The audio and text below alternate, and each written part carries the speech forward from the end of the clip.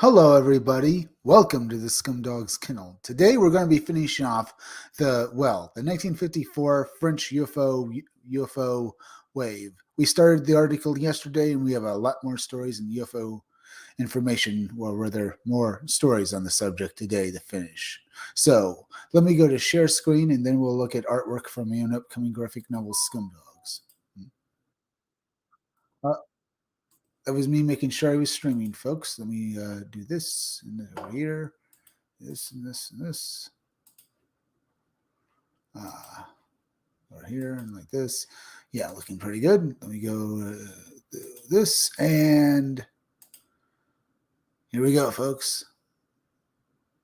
Here's my Extreme 90s cover for my graphic novel Scumdogs. I did this cover to harken back to the comics coming out of Image Comics in the early 90s. The name of my book, the name of my graphic novel is Scumdogs. It's a parody book. I parody the cartoons from the 80s. The stars of my book are the Scumdogs, your classic Saturday morning cartoon villains trying to take over the universe. Yeah. See, if you're wondering why they're trying to take over the universe, they were once former athletes that got banned from superhuman spring events known as the Scumdog Sports. The Scumdog Sports were created to use people who basically were experimented on by the more advanced super technology and magic of the far future.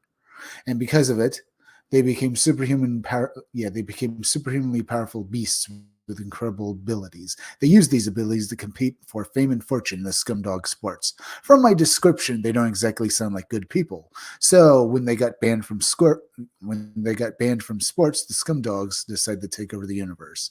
They're led by Death Mug. He's the purple guy with the metal mask over here.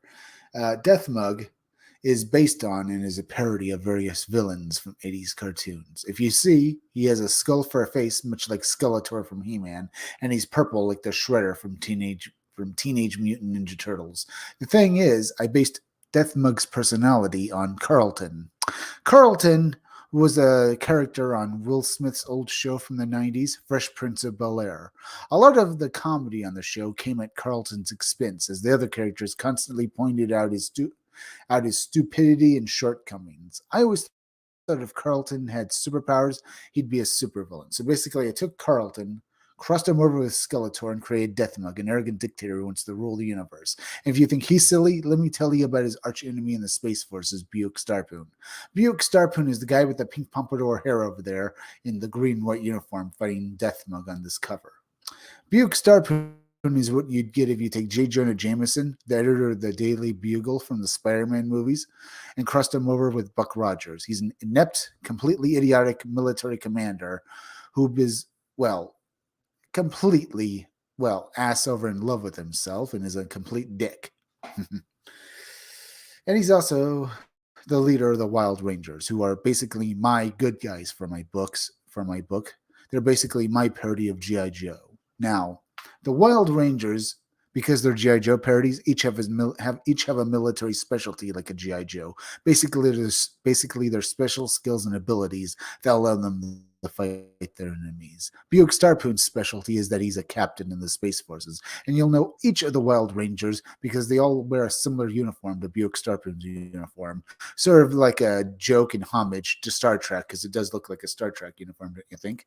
Over here, this guy with the mohawk in the navy blue and white uniform, his name is Roadhog, and his military specialty is that he's a soldier from the U.S. Army. He was transferred over to the Wild Rangers to use his skills to fight the Scumdogs. Then you have this bald guy with the gun down here, with the gun in the blue uniform. His name is Beach Pounder, and his military specialty is that he's a Marine. Then you have the guy back here in the red uniform. His name is Blast Tank, and his military specialty is that he's a tanker. He drives around weaponized vehicles like tanks. This covers one of 3 different variant covers you can back with my Indiegogo.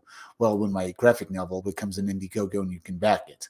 When it's finally finished, you can back one of 3 different variant covers. Now let's go over here and look at Girl Friday. Girl Friday is the second in command on Buick Starpoon's team. She works directly under him, and, she hates his guts. She might follow his orders, but she still hates him and his team's guts. That's because she was assigned to the team to basically babysit them and make sure they do their jobs. Then we have Death Mug's henchmen, Murder Mouth and Sloppy. Now, the big fat pink guy down here is Sloppy, and the blue guy up with the top hat is Mirror Mouth. These guys are basically my parody of Bebop and Rocksteady from Teenage Mutant Ninja Turtles, the Shredder's henchmen. I thought my own guy needed, my own villain needed henchmen, so I created these two guys. Then we have Hair Metal Doctor. Hair Metal Doctor is a member of the Scumdogs. If you're wondering why he's a human and not a monster like the rest, he was hired after they became villains. They needed a mad scientist to invent weapons and machines they can use to try and take over the universe. He does it while rocking out to hair metal music because he's a mad scientist, hair metal musician. Then we have Miss Rusty Melons here. Miss Rusty Melons is also a human who works for the Scumdogs. Well, you want to know why she wants to work with them? She's an incredibly rich woman. She was bored with her life, and when she saw the Scumdogs become villains, she decided to use her vast fortune to basically back and fund all of their evil schemes for lols. And she fancies herself a supervillain and a spy, so she dresses up in a cat suit. But really, she's an idiot like the rest of the characters, which is going to be fun to read about when you back my book when it's finally finished on Indiegogo. When it's done, go back it, folks. Now, folks, please go to hit that like button for me. If you want to see the stream again, use the link on the pinned tweet on my Twitter page at 777MegaQuest1. Make sure you're still subscribed, hit that like button, and please share this video out. Now, folks, let's go over here and look at some Indiegogos real quick. She Second Coming Indiegogo exclusive. It's made $4,233 with 23 days left. Let's take a look at this book, folks, real quick. It's, yeah. Let's take a look at this trailer and get an idea what this book is.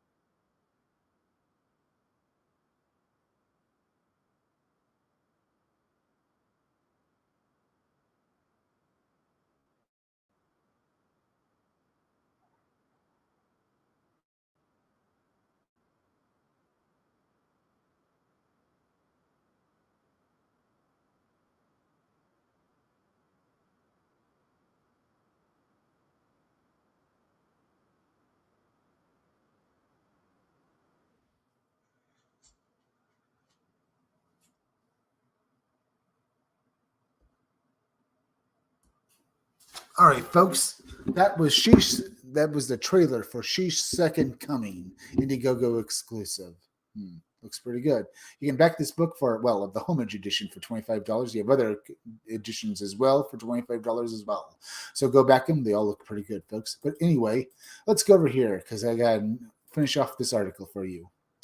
Now, where was I? Let's see.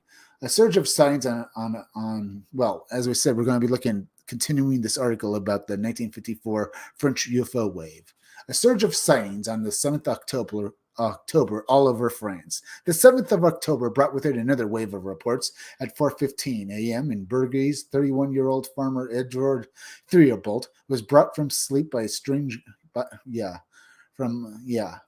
he was woken up by a strange glow coming from outside his window. When he peeked out, he could see a luminous object that was sending a strange light over the countryside. Just over 2 hours later, at 6:20 a.m. near St. Jean's DSC, I guess, and stuff, a milk delivery driver, St. Jean's Assy, a milk delivery guy was driving his truck when he suddenly got cut out completely. Both the engine and the headlights were suddenly dead. It was as he was getting out of the truck in order to see what the fault might be that he noticed a blue glowing light that appeared to be heading in his direction. Then, without warning, the light suddenly went out. At the same time, the truck's engine and headlights came back to life. Around the same time, off the coast of, Pilosvit, the crews of several fishing boats witnessed a glowing orange object moving about the water, further claiming it had a strange smoke around it. Local residents of the village also witnessed the object. It eventually headed off into the distance. A short time later in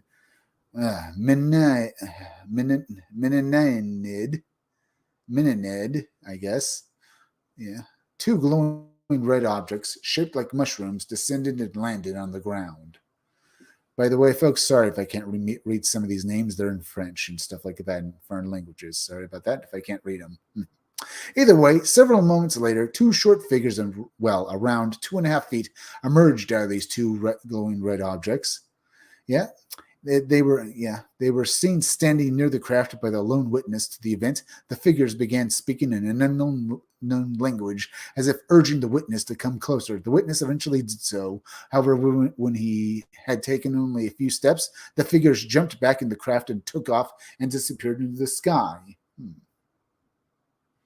And Jennington, a local railroad employee named Renee Oat, also saw a mushroom-shaped object hovering and resting on the ground in a nearby field. He claimed that he saw a triangular door that had a glow to it, as if it came from the inside of the craft. He watched it for several moments before it suddenly rose into the air and flew off into the distance, remaining at a relatively low altitude. Several hours later, at 2:30 p.m., Renee McGillian was driving along a road between Munarex and Athendy Paludes when he noticed a strange metallic object that had landed in one of the fields that lined the road. Even more bizarre, as he drove past the object, he began to struggle for breath and even felt temporarily paralyzed. At 6:30 p.m. in Hanziris, two young siblings, Claude and Francois Lancilian, witnessed a bizarre red glowing object descend and land nearby.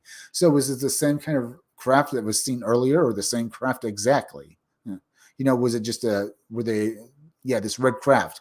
Was it similar to the one that was talked about earlier and stuff, folks? Maybe.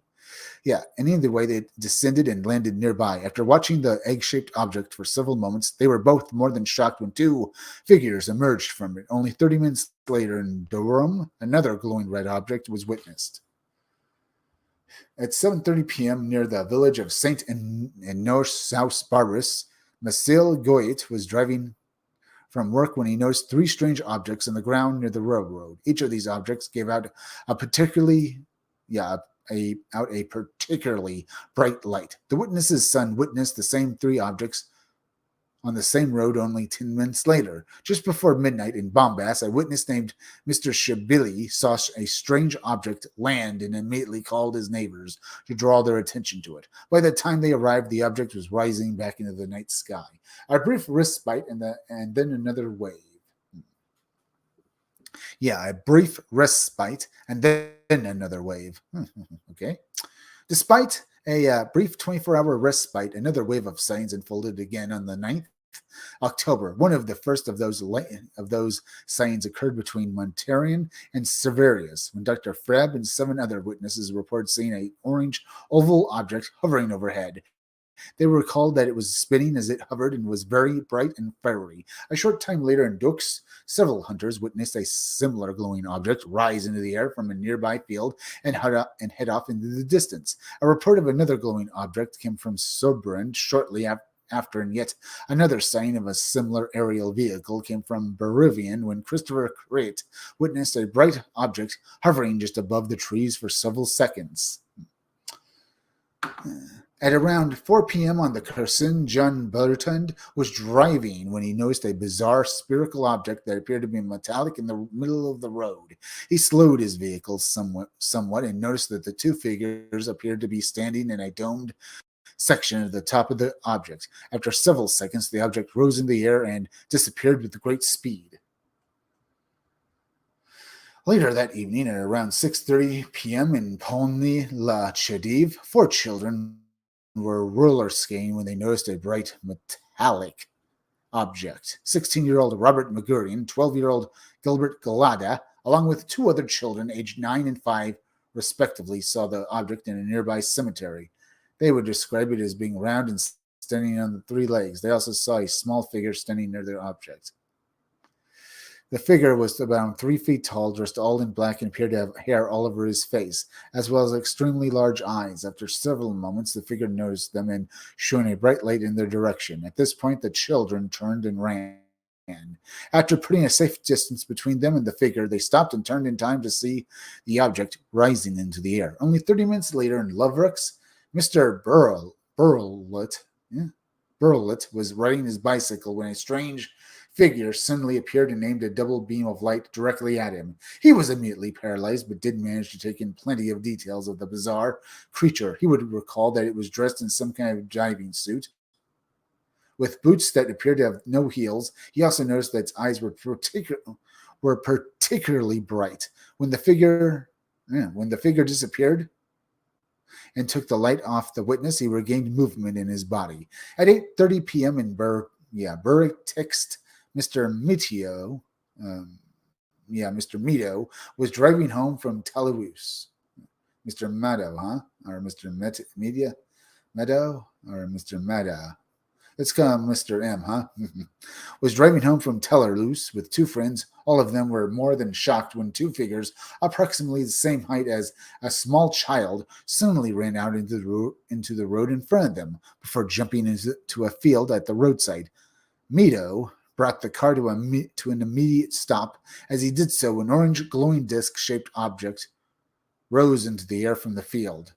The witness claimed it rose straight up as if it had been sucked up into the sky. Even more intriguing, when the witness examined the field, they discovered brown, oily spots where they presumed the object had stood. And other people have pointed out when these creatures are seen either basically taking samples from the ground and trees around them, taking grass samples and samples of the dirt. Some people have said, or basically these alien beings have been seen running across roads before getting into similar UFO-like vehicles before, folks. Some people say that these incidents are staged by the aliens, perhaps in a way to basically get people used to seeing aliens. Because once these guys saw this thing, they told their story, and it's been recorded down, and people are, and even now we're reading about it as I tell you about this story. So in all, is this some ploy by the government and the aliens themselves to get mankind used to that aliens exist? It might be a possibility, folks. We don't know. But this feels like that kind of thing is happening here, because this feels like it was staged, because these aliens just happened to run by just as the car was going by in front of the car when they could have been hit by it. Seems very strange to me. Either way, let's read on a bit more of this article. Just short of an hour later, at 9:20 p.m. in Sin at Marin, Andrei Batorli was driving home from his friend's house when he noticed a strange orange glow overhead. At the same time, his car engine suddenly cut out and his vehicle came to a stop. He stepped outside and immediately saw a cigar-shaped object traveling across the sky in a perfectly straight line. He watched it until it disappeared into the distance. A surge of strange sightings in the early hours of the 11th October. Although the specific time is not given, according to an account relayed by Jacques Volet Maurice DeWild, who had suffered a bizarre case of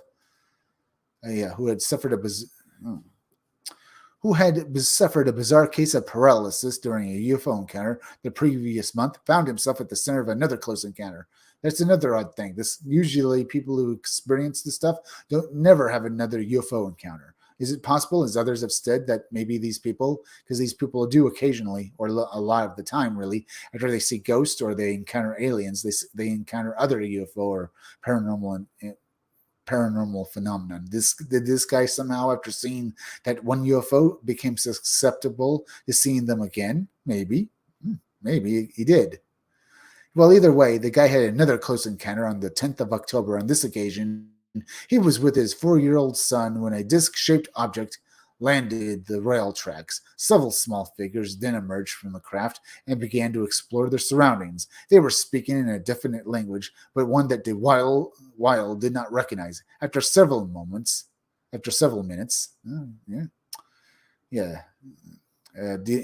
DeWild did not recognize. After several minutes, the figures returned inside the craft, which promptly rose into the air and disappeared. The object remained completely silent throughout the encounter. Despite his previous encounter, DeWild refused to make an official report of the incident to the authorities. In Saint Germain de Livet, oh, wait a minute, before I go further. So De Wilde didn't make another report of seeing a UFO, but yet his account was, or whether somehow his account was taken down. Is it possible that he basically was harassed by the men in black or the government to keep his mouth shut about the second encounter? I can imagine him basically not encountering any government officials before, but after his second encounter, I can imagine, or maybe he did encounter government officials before after his first encounter, and they told him to shut up. And he basically, when he saw the second thing in the sky you couldn't explain, he basically decided to remain silent on what was happening. But it doesn't appear to have been worked that well because this story was apparently recorded. Either way, let's read some more now. In Saint Germain de Livet, Mr. Bond, a mathematics professor, was driving his car when he noticed a metallic silver disc rising into the air at the end of the road. He watched the object, which was clearly spinning as it moved, and eventually headed into the distance at great speed. At 6:30 a.m., Roger Thurlet was riding his bicycle, Charles Lacote, when he noticed a plate-like object moving through the sky. He would recall that it was a dull gray color and appeared to have a domed top with two portholes or windows. Several hours later, at 1:30 a.m. on the 11th October in Dincourt Village, or should I say Doncourt Village, several farmers were dragged from sleep by a piercing whistling sound.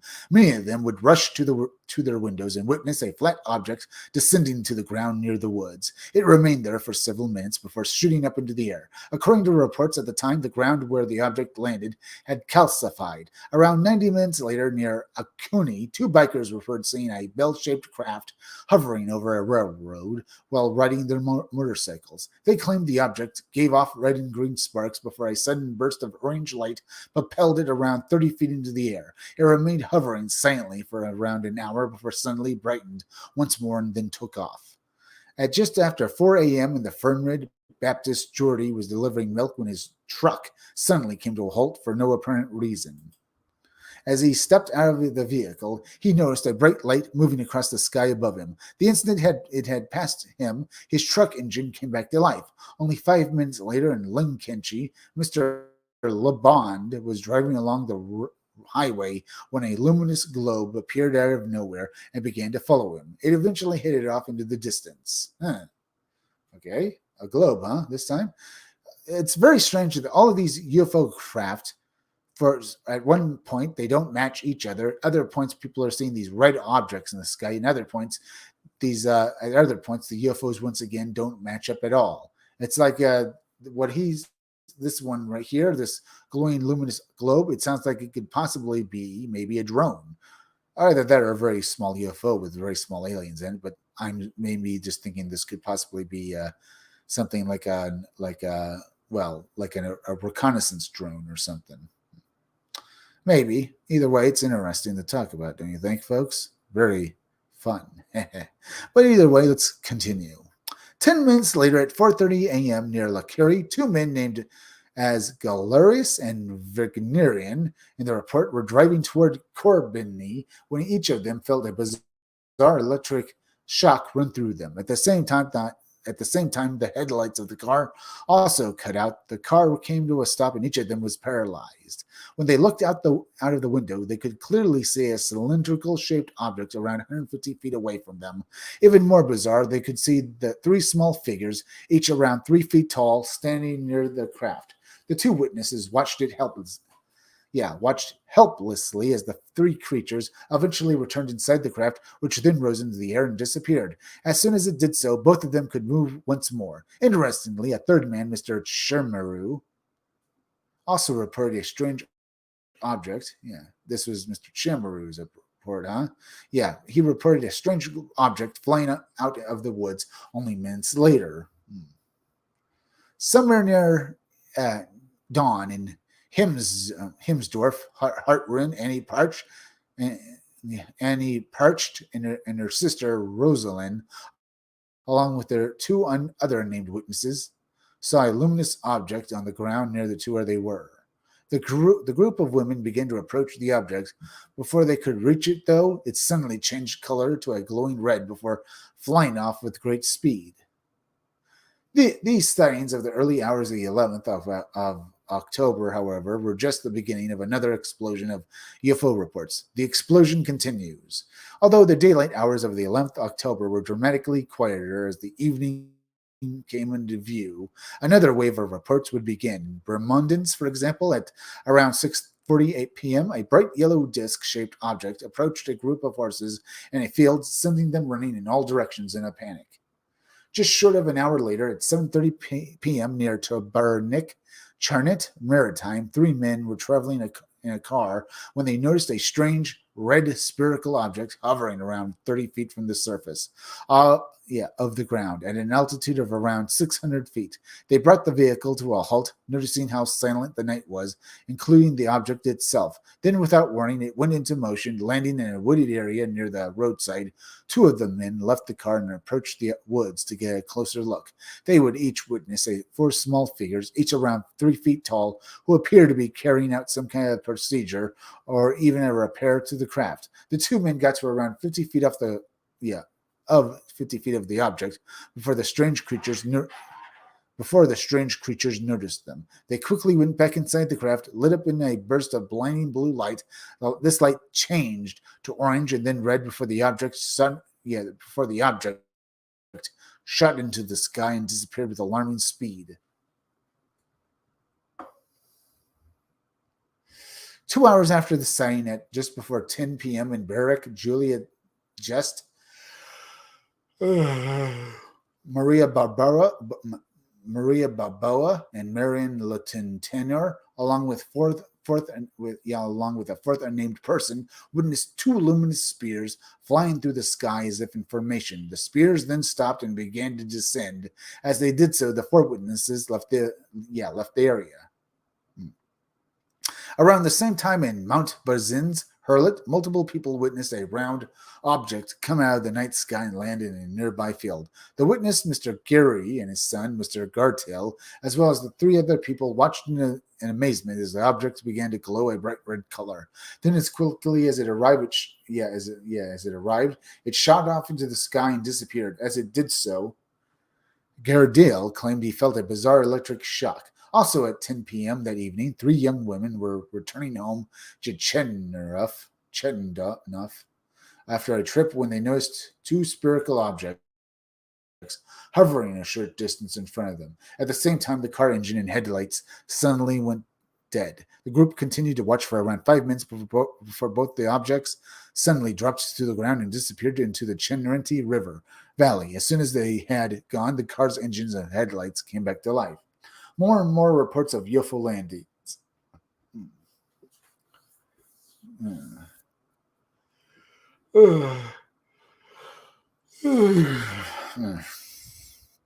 Either way, let's really do a bit more now. The evening of the 12th of October brought many more UFO reports from around France at 9 p.m. in Orchamps. Mr. Brooke witnessed a bizarre object on the ground in a field near his farm. Even more amazing, he witnessed a small figure approach the object before entering it. A few moments later, it rose into the air and calmly disappeared from sight. Around the same time in Montcolion, Mr. Liguri was at work at the railroad when he noticed a metallic-shaped object near one of the oil tanks. He was much more astonished, however, to see the strange hairy humanoid stood near the object. Fearing no one would believe him, he rushed to round up some of his work colleagues. However, by the time he had returned, the figure and the strange object had disappeared. At 10:30 p.m. in Ligurian, 42-year-old mechanic John Marty was in his workshop when he saw a glowing disc-shaped object land in an opening nearby. He eventually left the shop and began to approach the luminous craft. However, he managed to take only a few steps before the object rose into the air and disappeared into the sky without making a sound.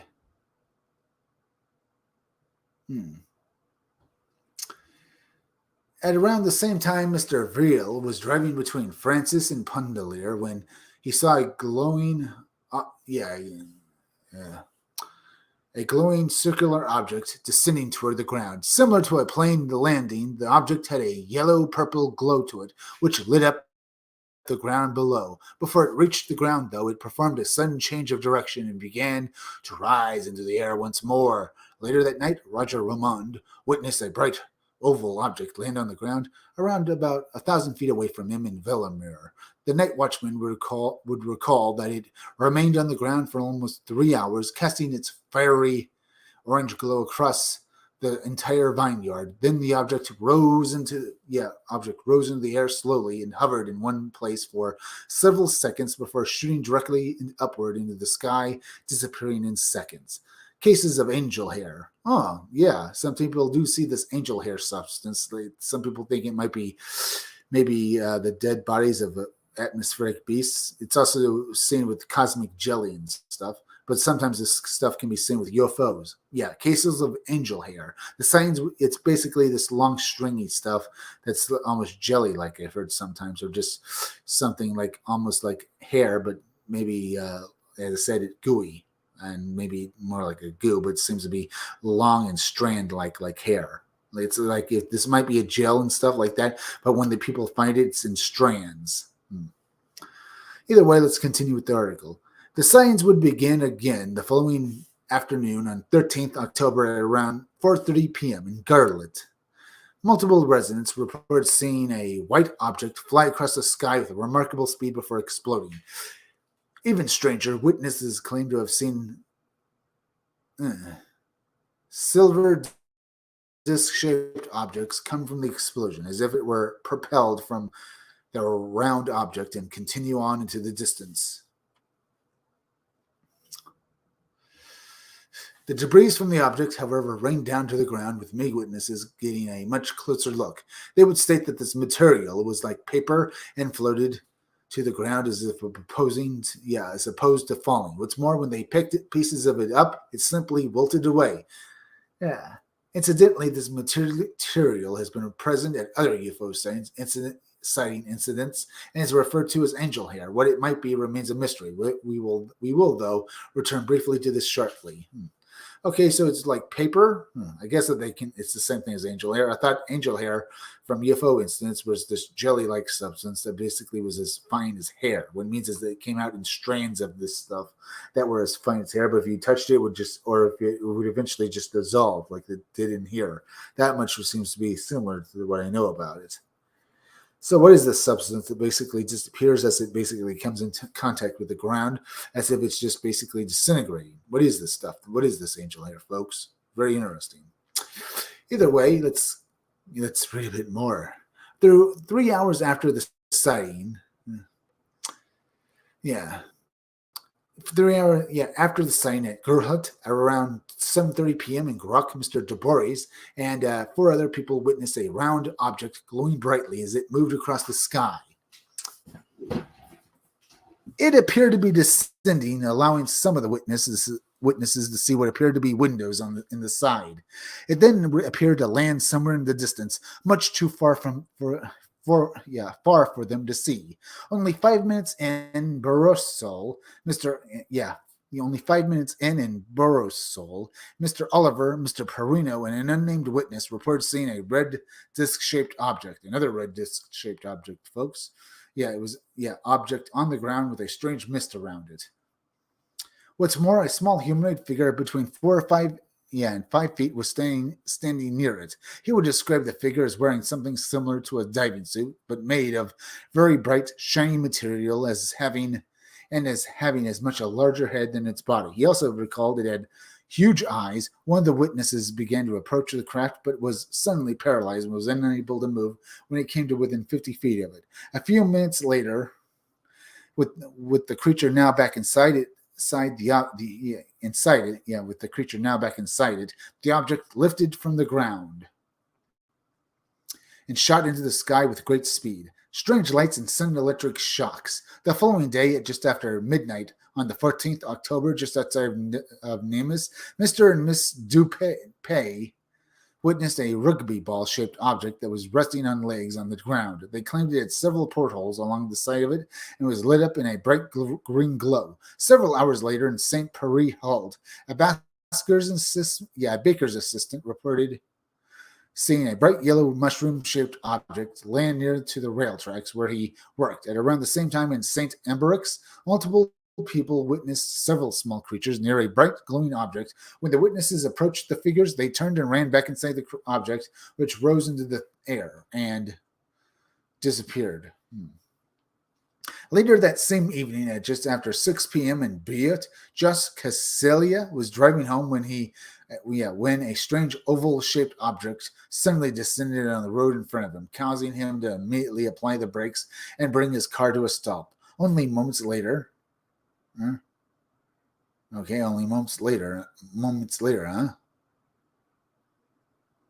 The object shot off into the distance with alarming speed,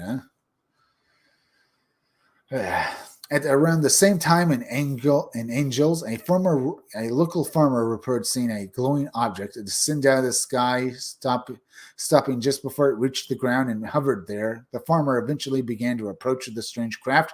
However, as he did, a screen of light was emitted and the object vanished almost instantly. All the while, it remained completely silent. Only 30 minutes later in Maranges, Mr. and Miss Vertree, along with several farmers who were in the grocery store, witnessed a bright glowing object race across the sky.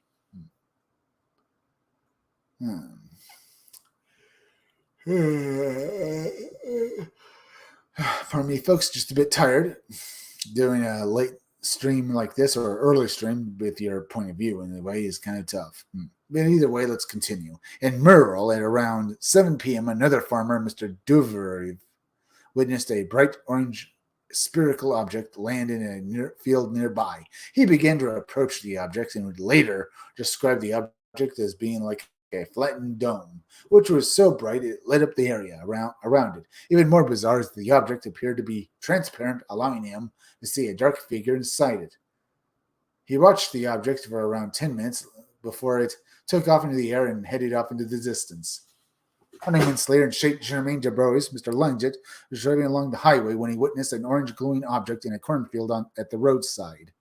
A short time later, after that, in the relatively nearby Chenzi Wood, two men witnessed a glowing red object race over their cars. It did so, the car's engines and headlights both cut out. Only minutes later, Andre Carnad was driving along the same road when a bright disc-shaped object approached his vehicle, eventually passing directly over the top of it. He would recall that the object was so bright he would no longer see and had to bring his car to a stop. Although the exact time isn't certain, the same evening in St. Roman Sos, Gordon, a motorcyclist named Mr. B in the report, was riding along the highway when a strange object that appeared like an upside-down plate came into view and landed near the roadside. At the same time, the engine on his bike stalled, forcing him to stop. The witness watched the object for several minutes before he pushed his motorcycle down the road. When he was a certain distance away from the object, the bike's engine came back to life. It looks like this guy actually, got out of the field of effect. Sometimes I think these objects, these UFOs, can basically project a field around them that basically knocks out Earth electronics. It looks like this guy passed beyond the field and was able to get his bike running again. Another sighting was reported on a road between Thurley-la-Ville and Bervillius, when Mr. Covemaker witnessed a glowing object fly directly over his car before disappearing into the distance. For a short time after, the car's headlights wouldn't work. Less than an hour later, Mr. Muncelis Las Mines, another motorist, Mr. Moulton, had a similar experience when a brightly glowing object passed directly over his car. Multiple people continue making reports. On the morning of the 15th of October, 56-year-old Damien Figures witnessed a landed glowing red object while walking his dogs. He also reported seeing a humanoid figure that appeared to be wearing some kind of diving suit near the object. When his dogs began barking at the mysterious creature, it quickly entered the craft, which then rose into the air in complete silence and disappeared. At just before 8 p.m. on Karbisik airfield in Nims, a cigar-shaped object that glowed yellow and had several portholes was witnessed. On the ground near the base, witnesses could also see strange helmeted figures moving around inside the craft. Later that same evening in Las Bergeras, a glowing spherical object was witnessed landing in a field before it emitted bright lights of various colors. On the same night, Florent Rene Laval witnessed a flat disc-shaped craft with a red glow to it, flying out low. Let me try that again, folks. A red glow to it, or should I say, flying out low altitude that appeared to be heading out to sea while driving his truck. Shortly after the object had disappeared into the distance, a second identical object appeared and headed in the same direction. There were two further signs of glowing red objects at around 9 p.m. in St. Pivot in Nefer. Okay, these red objects are said to basically be disc-shaped UFOs, the typical UFO, the typical flying saucer shape. So a bunch of flying red UFO flying saucers were basically seen back in 1954 in this part of the world, huh? And out in, all right, yeah. Okay, so that's interesting. I mean, why were these? I haven't really heard of any other glowing red or should I say glowing red flying saucer reports before. I mean, I think I've heard of a few, but there's so many of these basically being seen in the same area. Seems very strange to me. Could it basically be that this was a particular model of UFO that the aliens were using to visit the Earth? We don't know. That's all I can think of, really. Or is it somehow maybe these aircraft, these UFOs were controlled by the government? And this was all part of their disinformation campaign, perhaps. That's the only other way I can think of this working either. Anyway, folks, let's get back and read some more of this article. Although the exact time is not known, on the 16th of October in Cara de Riveri, 22-year-old Guy Pifferget, or should I say, Ferget. I'm just going to go with this kind of Pifferget. Okay, folks. This guy was leading his horse back through a field suddenly, and much to his surprise, the horse suddenly became anxious and began resting his lead. Yeah, resisting his lead, huh? It was then, he was resisting his lead because apparently he was feeling some sort of alien presence around him as he was basically trying to lead his horse back through a field, huh? So his horse was resisting him because it was sensing something in the field that was not human. Either way, let's read some more. It was then that the witness saw a large object rising from the roadside, which then flew directly over him. Even more bizarre, the horse escaped its lead and then suddenly fell to the ground and was unable to move for 10 minutes. It eventually got to its feet and was ultimately unharmed. Another bizarre encounter unfolded in Merzair. At around 5:30 p.m. on the same day, on the afternoon in question, Mr. Buxlard was driving along the highway when he suddenly became paralyzed at the same time. That's strange. So this guy became paralyzed, much like what happened to that horse we just talked about, huh? Is that what happened to the horse? Was it paralyzed by this UFO? Maybe. Either way, this guy, this guy who was driving his car, he became paralyzed. At the same time, his truck's engines cut out and slowed down. To his amazement, he saw a strange object land on the ground. When the object disappeared, the witness was able to move once more. Later that night, Dr. Henry Roberts was driving when he noticed four strange circular objects moving across the sky in formation at an altitude of around 1,000 feet. Then one of the objects began to descend and did so like a falling leaf. It eventually reached the ground in front of his car. The witness was around 300 feet away from the object when the car's engine and headlights suddenly cut out. At the same time, Roberts felt a bizarre electric shock run through his body, and he was suddenly unable to move. He sat in his stalled vehicle and watched as a humanoid figure emerged from the craft, approximately 3 feet in height. Then the light from the UFO went out, and his entire surroundings were in total blackness. After several minutes, the light came on once more, allowing Roberts to see that the object had risen into the air and was headed away from him. Several moments later, he was able to move once more, and the car came back to life. Further reports of unknown languages.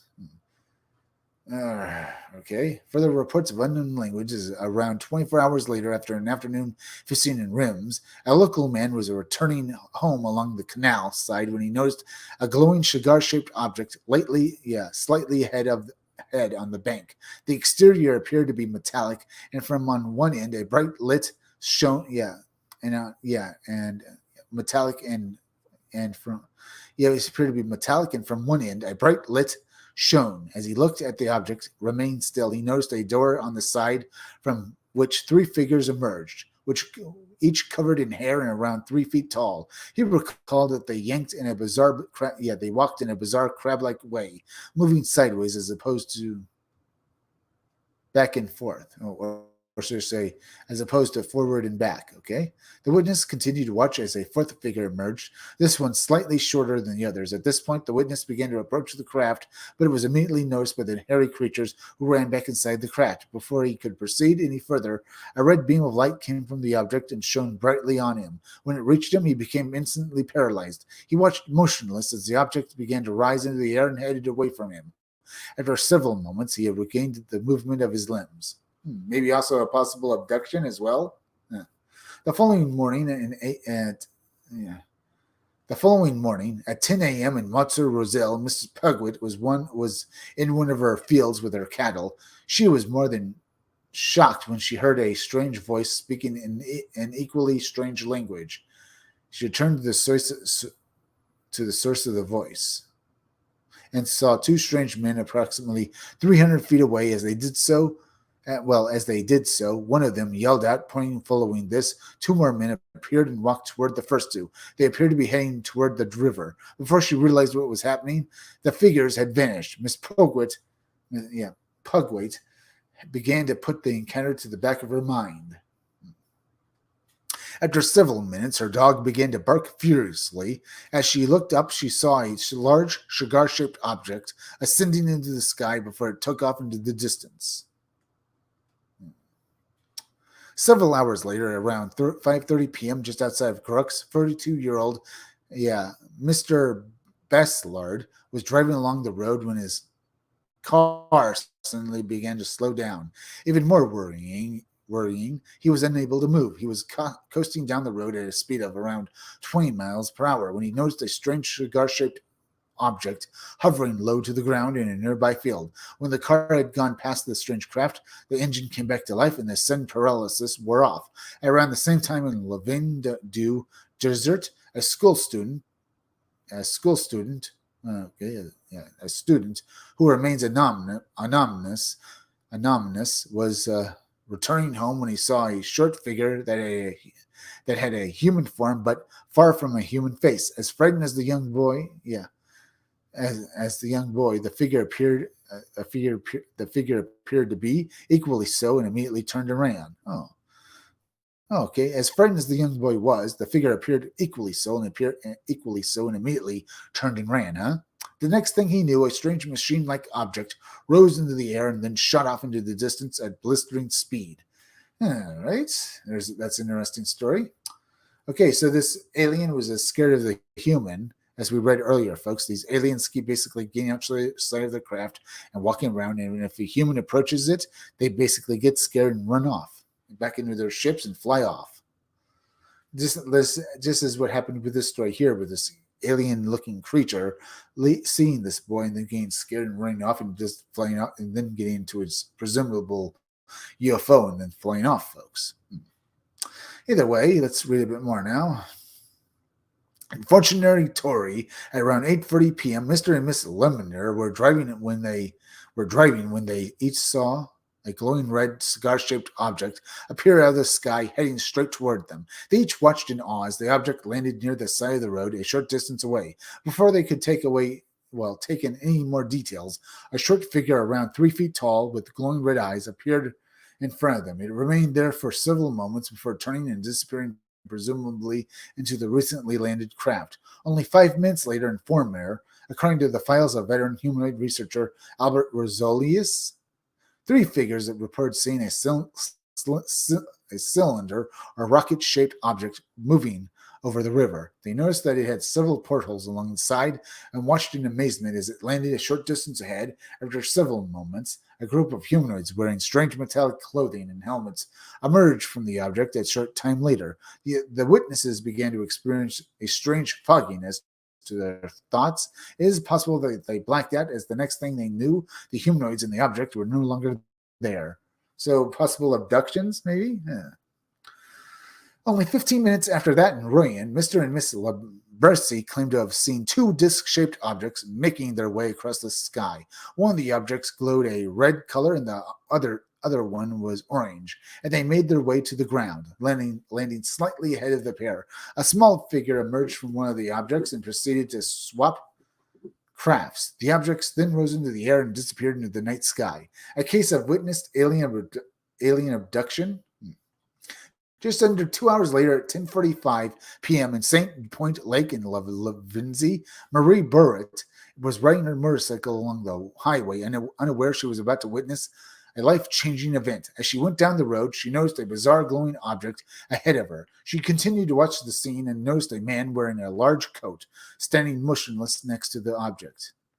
At each side of him was a shorter person around 3 feet tall. Before she knew it, she was almost ahead of them and had to swerve her bike to avoid colliding with them. She looked around and noticed that the man and the two shorter figures were no longer there. What's more, the object was now rising into the air and eventually disappeared. With great speed, when a UFO researcher, John Luke Rivera, investigated the case, he theorized that the man Maria had witnessed was like a victim of an alien abduction, which, if true, might be one of the very few times an abduction has been viewed by a witness separate to the event. Just over an hour after the above encounter, another bizarre and fascinating incident unfolded on the night in question, just before midnight, between Algernon and St. Martin Boys. A teenager named Albert Gurrid was riding his bike along the road. As he was pedaling, he noticed a strange light that changed color, going from green to red. It eventually landed on... this took place in Martin de Bois, St. Martin de Bois. Either way, a teenager named Albert Gurrid was riding his bike along the road. As he was pedaling, he noticed a strange light that changed color, going from green to red. It eventually landed on the ground, allowing the witness to see that it was a disc or a saucer shape. Even more amazing, he could see a short figure moving around inside the object. He could see that its body was completely covered with hair, and it had extremely large eyes. A rush of panic went through him as the figure stared out of the object directly at him. After several moments, the object rose into the air and shot off into the distance. As it did so, a hugely strong gust of wind washed over Albert, an eventual peak. The 19th of October was arguably the peak of these strange aerial encounters. Or should I say strange encounters, Perhaps one of the most dramatic incidents occurred in the morning when two jets from the French Air Force pursued a disc-shaped object with several colored lights. According to the report, the object outpaced the jets, who soon returned to base. Several hours later, in Amiens, around 70 people witnessed a glowing spinning object move across the sky. A short time later, in Mondelinden, a teenage girl witnessed a disc-shaped object land in a nearby field. As she continued to watch from where she stood, she could make out the shape of a strange man moving around the inside of the object. After several moments, the craft rose into the air and vanished into the distance. Without a doubt, one of the most intriguing encounters comes once more from the files of Albert Roselius, and occurred just outside of St. Sampson Laboratory at around 8:45 p.m. when a 25-year-old Andre Vasser, and his wife were riding a tandem bicycle on their way home. As they made their way along the road, however, they each noticed a cigar-shaped object above that glowed a brilliant red color as it hovered above them. Then, without warning, the object suddenly dropped to the ground, eventually disappearing. From view behind the behind a hedge ahead of the pair. They turned their bike in the direction of the bushes that stood at the top of a slight hill. When they arrived there, a small humanoid creature blocked their path. Miss Verseri was at the front of the bike. I looked in help. Let me try that, folks. Let me say that again. It was in front of the bike and looked in helplessly as a strange beam of light emerged from the creature's eyes and struck her. She immediately lost consciousness, her husband coming forward to catch her. The creature eventually disappeared back into the craft. Although the pair were uninjured, they each struggled to sleep for several weeks after the encounter. I would say that would be what would normally happen if you encountered something like this, that literally with an alien literally shooting laser beams from its eyes. That you probably would lose sleep over it. Multiple matching details as science slowed down. Although science continued as the weeks went on, including some days with multiple reports, they began to decrease somewhat compared to the previous weeks. Those did occur, however, continued to match those in previous signs in detail. Let me go over here for a moment, folks. Just checking here. Not bad. Not bad. By the way, folks, if you haven't done it yet, please hit that like button for me, okay? Either way, let's get back to the article. I just wanted to take a quick look. Although the science continued as the weeks went on, including some days with multiple reports, they began to decrease somewhat compared to the previous weeks. Those that did occur, however, continued to match those with those previous sightings in detail. Many involved humanoid occupants that were often around 3 feet tall. They would often disappear when approached as if scared, although some would seemingly use technology to cause temporary paralysis.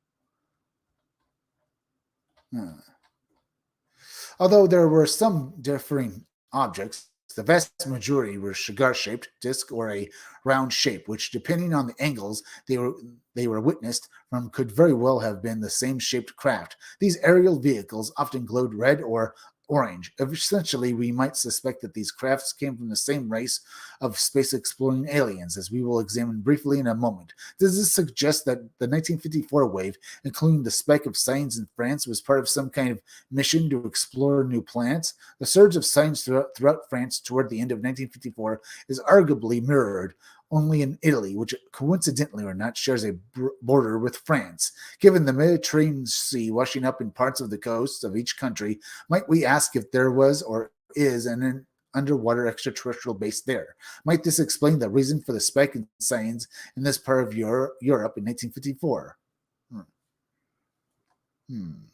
Why there and why then? As we can see then, the final months of 1954, in particular October of that year, were awash with reports of strange objects in the skies over France, as well as encounters with short humanoid pilots, usually around 3 feet in height. There were also several cases of temporary paralysis being experienced by witnesses who had encounters. What should we make of these strange cases of paralysis and the sudden electric shock feeling often experienced? Is this some kind of technology, or might it suggest some kind of electrical presence in the surroundings? Whether the reason and cause, once the UFO had moved away from the respective witnesses, they regained the ability to move. Many of the signs, particularly those involving apparent occupants, would appear to have been part of some kind of fact-finding or reconnaissance mission. Why else would they land for only minutes before taking off again and venturing elsewhere? Why were the occupants often seen quickly scanning their surroundings before getting back into their craft and leaving again? Perhaps it is also worth our time briefly recalling the angel hair incident and the silver disc that emerged from the white round object. Might this round object be some kind of device, or the result of a device or advanced technology that provides passage to these strange aerial vehicles from their world to ours, one that disintegrates shortly after leaving nothing behind? Might these round objects allow vehicles to travel through portals, for example, while the entire planet was experiencing an increased UFO sightings and throughout much of 1954? The sheer numbers in France during October is intriguing and should force us to ask why that many sightings occurred in that part of the world at that particular time. Was the same apparent race of aliens responsible for the wave in 1954 the same responsible for similar waves throughout the 1950s?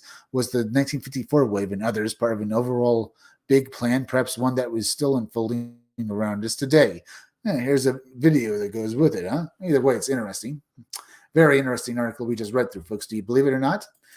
Yeah, do you believe that for some reason during 1954 there was this huge UFO wave? For whatever reason, they were these aliens were very interested in basically knowing about us. Maybe, folks, but either way, we're at the end of this video, so please go and subscribe to my YouTube channel. Read comics, they're bad for you. The there is misspelled. It's THERE. It's there, not there, as it's supposed to be spelled. Hit that like button for me. Make sure you're still subscribed. Leave some comments down below. Hit that bell for notifications. Make sure to hit the part of the bell that will give you all future notifications. And please share this video out. Now, folks, please go over and subscribe to Creepy Little Book on YouTube and on BitChute. And then go over and subscribe to Robot Co-op on YouTube and on Twitch. And then go over and subscribe to Stitched Together Pics on YouTube. Remember, folks, down in the descriptions, I left links to Rumble, Odyssey, Twitch, and BitChute. Use those links to go and subscribe to my channels on those websites where I upload exclusive videos that I don't upload to YouTube. I'm Chris Williams from the Scumdogs Kennel. Thank you all for joining me. I'll be back again tomorrow with another great video. And so until next time, folks, I'll see you all again soon.